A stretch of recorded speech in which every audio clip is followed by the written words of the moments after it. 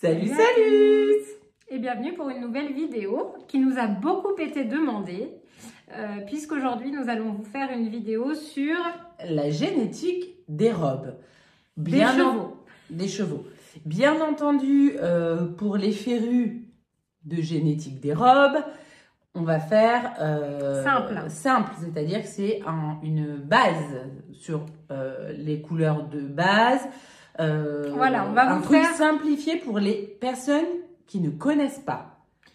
On va faire en plusieurs épisodes. Dans cet épisode-là, en fait, on reprend les principes de la génétique. On vous explique les notions de base et on va vous parler uniquement des robes de base.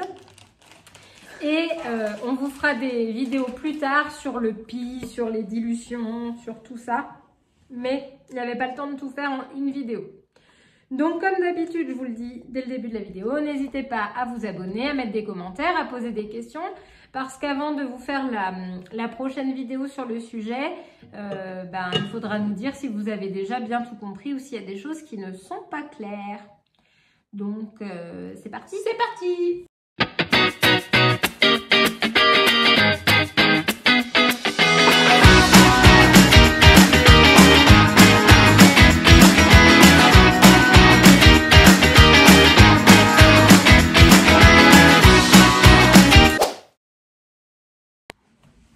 Donc pour reprendre les notions les plus élémentaires de la génétique, je vous mets des illustrations en même temps qui, j'espère en tout cas, vous aideront à comprendre.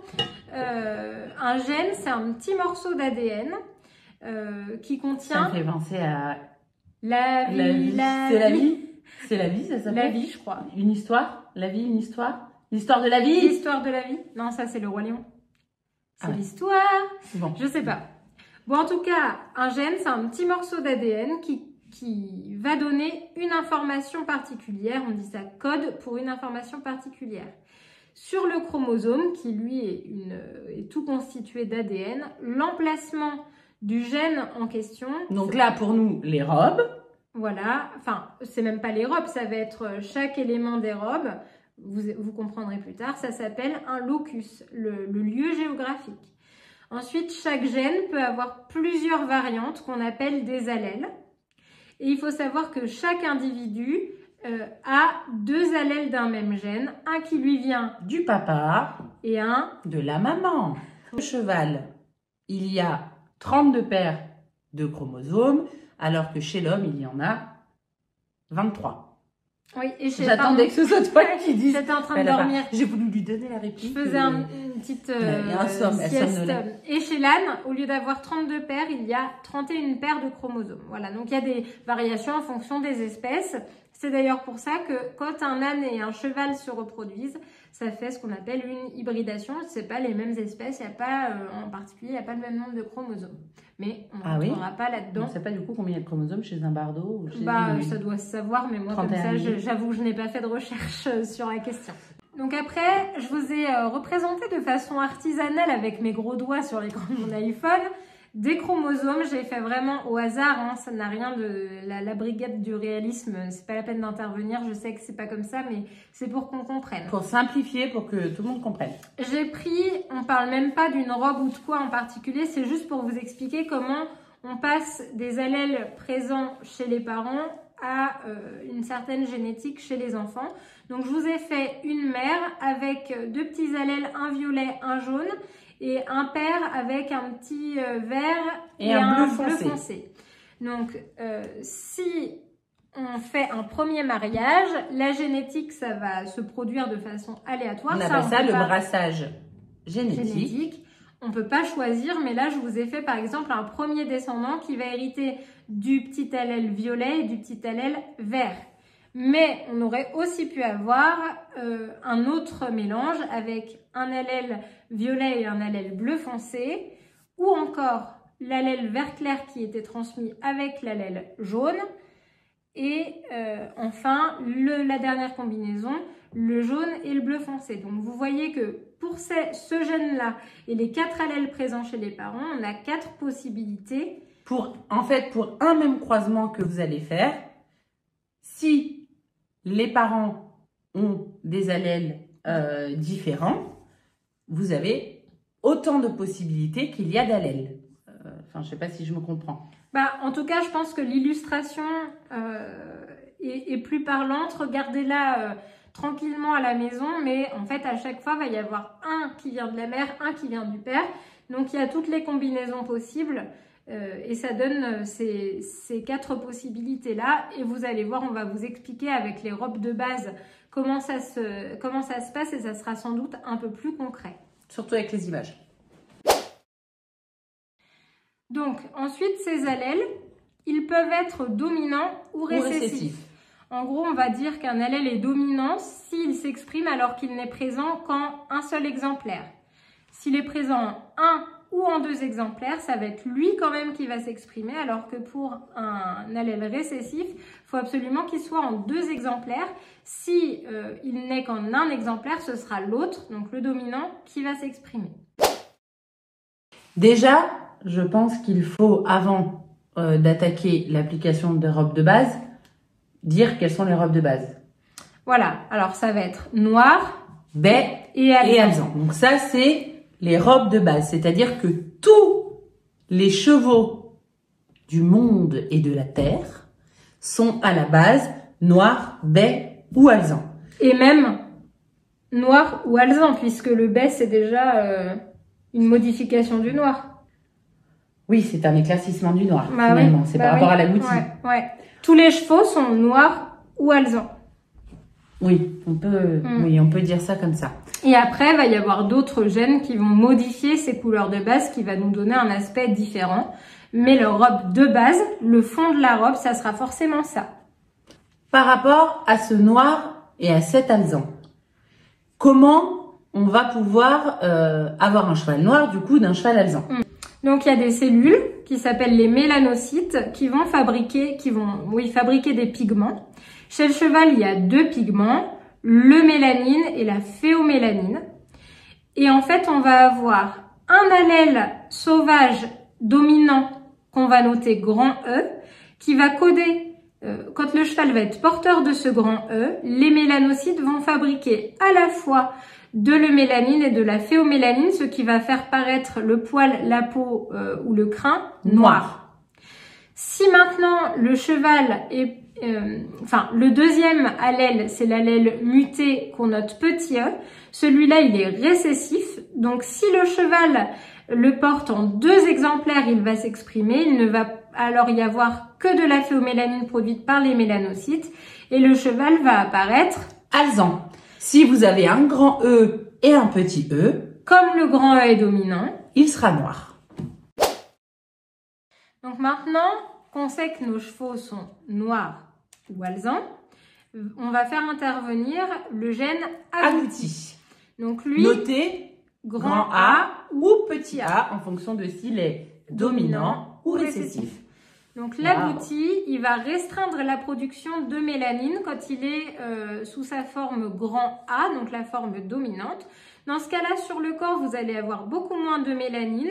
Vous allez avoir toujours de la phéomélanine et par contre, dans les crins et les extrémités, ça ne change rien. Donc vous avez à la fois la phéo et le mélanine.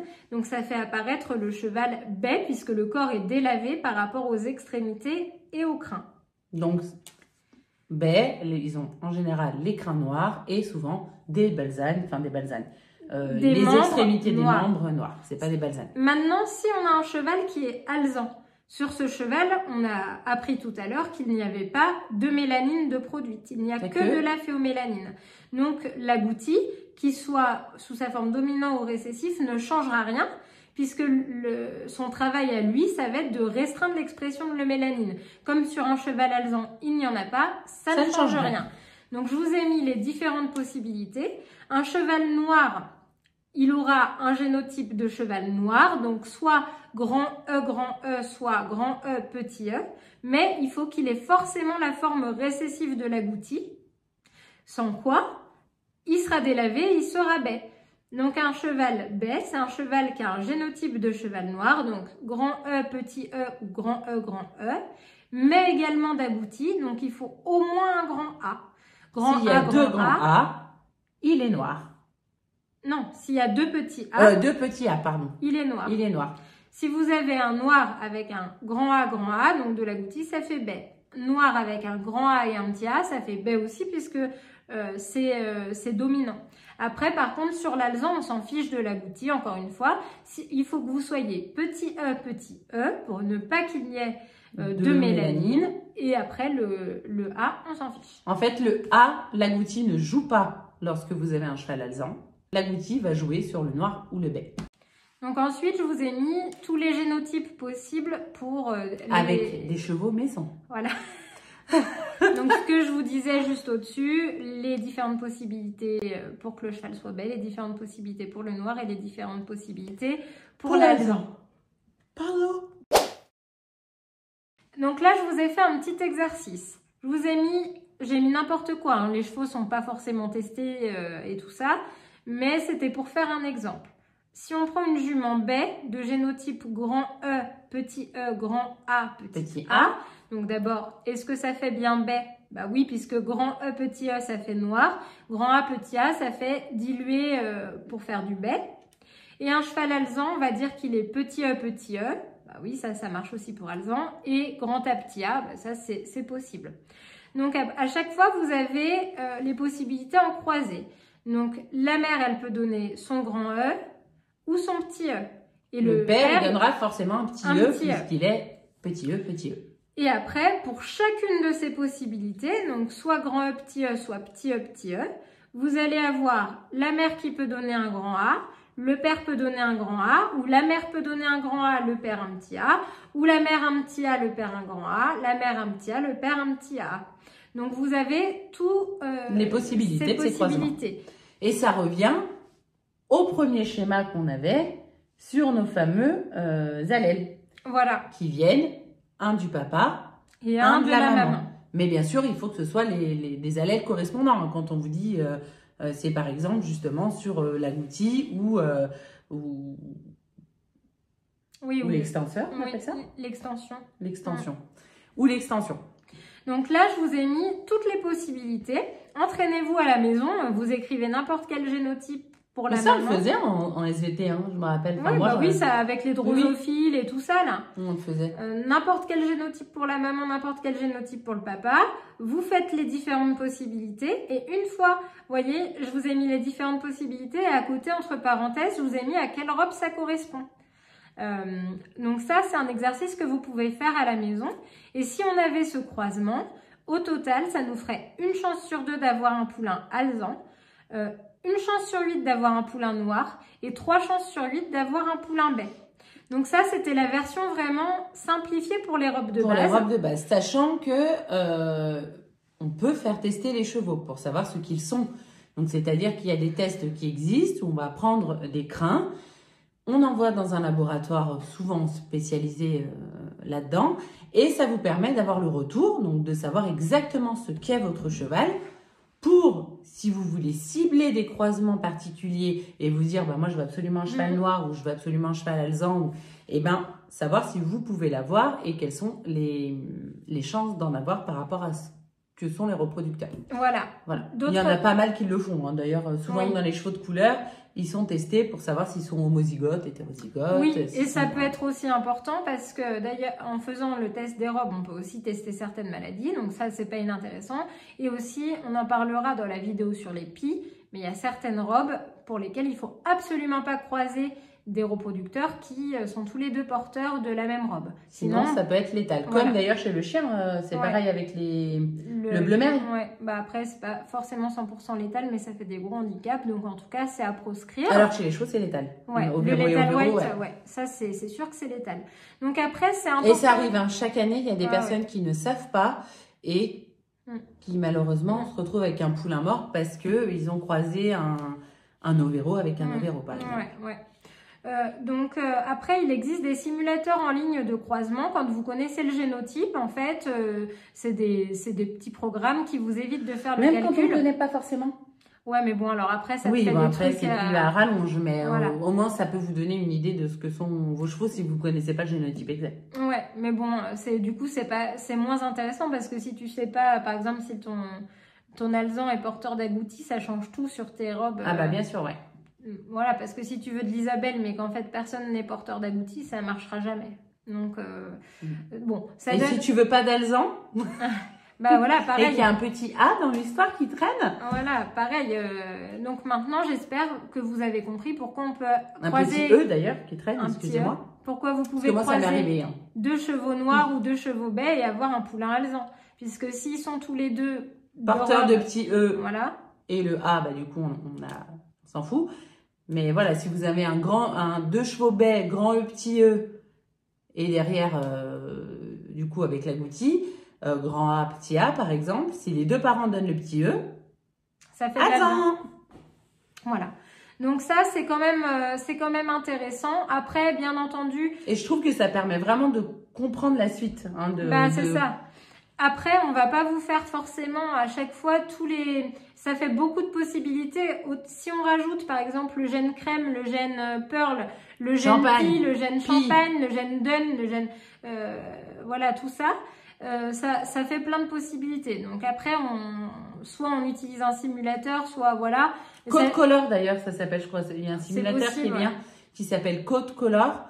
Qui est gratuit, donc vous tapez Code Color Simulator et ça vous sort un truc, un listing avec vous enregistrez la mère, voilà, vous enregistrez la mère, le père et ça, voilà. Ça vous dit un peu les probabilités que vous avez dans chaque couleur.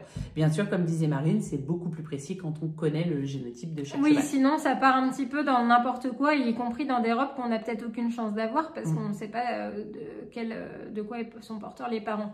En tout cas, voilà, ça, faites quand même l'exercice, vous prenez une petite feuille de brouillon, vous écrivez, c'est juste pour vous entraîner parce que c'est une gymnastique qui est quand même bien de savoir faire pour pouvoir comprendre la suite. Ouais. Après, dans les autres vidéos, on vous expliquera un petit peu chaque gène et ce que ça fait, mais il faut vraiment comprendre le principe parce que si on n'a déjà pas compris qu'il y a 2 robes, bon 3 si on compte le baie de base, après on n'y comprend plus rien. Voilà. C'est pas forcément hyper intuitif. Après, c'est pas compliqué, je trouve, une fois qu'on comprend comment ça se passe. Mais voilà, après, il y a énormément chez le cheval, mais je pense que sûrement chez d'autres espèces, hein, il y a énormément de robes qui peuvent rentrer en plus, dont, voilà, comme on disait, le gris, qu'on connaît le plus finalement, le crème, et tous les autres... le daim, le champagne, toutes les sortes de pies. Et tout cela peut venir s'ajouter à vos robes de base, en fait. Voilà. D'ailleurs, tout cela vient s'ajouter à vos robes de base. Pas tous en même temps, parce que comme on disait, des fois, un locus est déjà occupé, donc on ne peut pas avoir 2 robes sur le même locus. Mais la base, c'est ce qu'on vient de voir là. C'est vraiment, ça c'est votre base. Et ensuite, on développera dans une prochaine vidéo sur les autres couleurs qui peuvent venir s'additionner à ces robes de base. Et du coup, encore une fois, modifier plus l'aspect. Je pense que probablement, on fera une robe sur les dilutions et le gris. Et après, on fera une robe plutôt sur le pie et les robes tachetées. Léopard, voilà. Tout ça, Parce que, voilà, c'est 2 choses différentes. Oui, parce qu'en plus, dans le pie, il y a le DW, il y a le splash, il y a plein de trucs qui rentrent dans le pie. Donc, je pense que le pie, ça fera juste une vidéo. Et en effet, sur la dilution et le gris, parce que le gris, je trouve que c'est vraiment méconnu. Enfin, sur les gens qui ne connaissent pas les robes, pour eux, c'est une robe de base, le gris. Donc, non. En tout cas, on vous expliquera tout ça. N'hésitez pas à nous poser vos questions si vous en avez. Si quelque chose n'était pas clair, on y reviendra, il n'y a pas de souci. Regardez bien les petites illustrations parce que ça va vous aider à les faire. D'abord. Et en plus, non mais ça aide à comprendre. Parce qu'à l'oral, c'est presque impossible d'expliquer ça. Il faut un support visuel. Donc voilà, regardez ça. Et puis je trouve que de toute façon, ça aide. Hein. Ça permet d'imager la chose. Voilà, faites vos petits exercices. Et puis, on complique la chose la semaine prochaine. Au prochain épisode. Eh bien, on a fait le tour. Merci Marine pour ce PowerPoint de réalité. Avec mes gros doigts. Et voilà, n'hésitez pas vraiment à nous dire en commentaire ce que vous n'avez pas compris, s'il y a des choses qu'il faut qu'on éclaircisse. Et on fait un rappel pour les pros de la génétique, ceci et la robe pour les nuls. Donc voilà, c'est vraiment juste pour les prémices de la génétique des robes. Suivez-nous, bien entendu, sur TikTok, sur YouTube, sur Instagram. N'hésitez pas à mettre des commentaires, à vous abonner, à mettre des pouces parce que tout ça nous donne plus de visibilité et nous aide énormément. Et il nous aide aussi, elle nous donne des idées pour des vidéos, hein, parce que des fois on manque un peu d'inspiration. Donc c'est cool si vous nous aidez. On vous dit à la semaine prochaine. Et à bientôt. À bientôt. Salut.